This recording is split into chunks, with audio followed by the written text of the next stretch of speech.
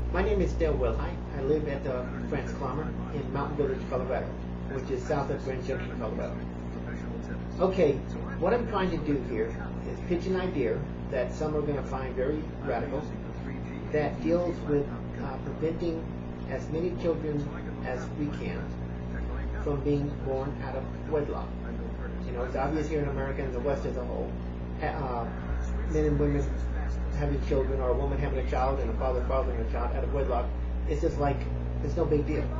Well, it is a big deal. And sometimes, or at least now, if not, we should have been doing this all along, we need to give considerations to the kids that are born out of wedlock as to how they would feel knowing that they were born out of wedlock, or that their birth was due to some, this wasn't planned. I'll just leave it at that. Well, you know, there is a way we could help, at least here in America, a lot of kids, maybe in the tens of thousands, from being at least born out of wedlock. Now, we can't prevent them from being conceived out of wedlock, but we could prevent them from being born out of wedlock. And here's the idea. It's very, very radical. It's going to be very radical for a lot of people, but it's something that has to be given a lot of thought and a lot of consideration. And it has to be something that, if it were to ever see the day of light, or the light of day, should be given some really strong consideration. And if implemented right and debated right, it could become a very powerful way to reduce so many unwanted children. That is, children born out of wedlock, and which there is no support, usually from the father. Here's the concept, and here's the details of it, or the main theme of it. I believe that when a man and a woman make a baby together, and when the physician officially informs the mother, after obviously going to see a doctor about the possibility of being impregnated, but tells her, or lady doctor tells her, that she is pregnant by law, and these should be state laws, not a federal law. The state will recognize that lady and the man who fathered her that child as being married.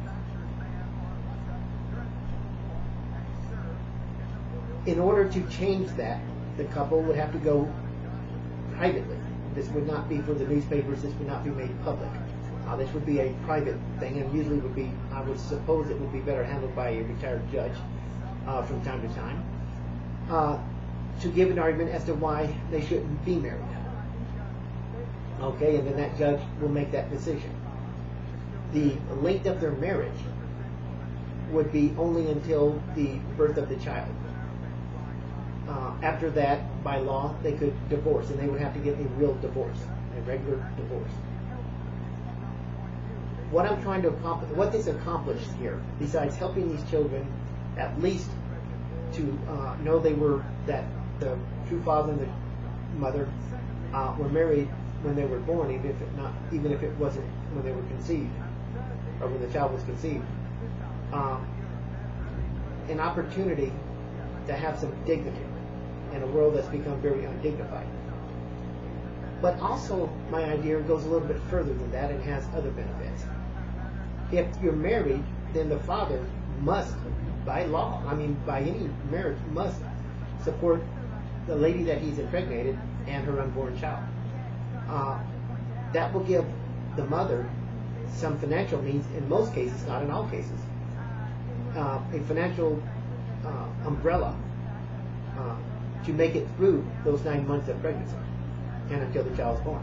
And of course, in some cases, such couples may never get divorced.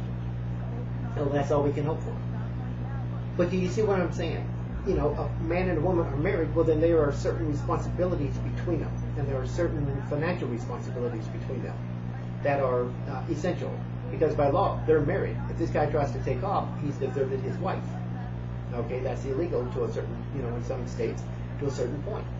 But it would give, I think, financial aid to the mother, and there's so many mothers out there who are pregnant, no husband, no financial support.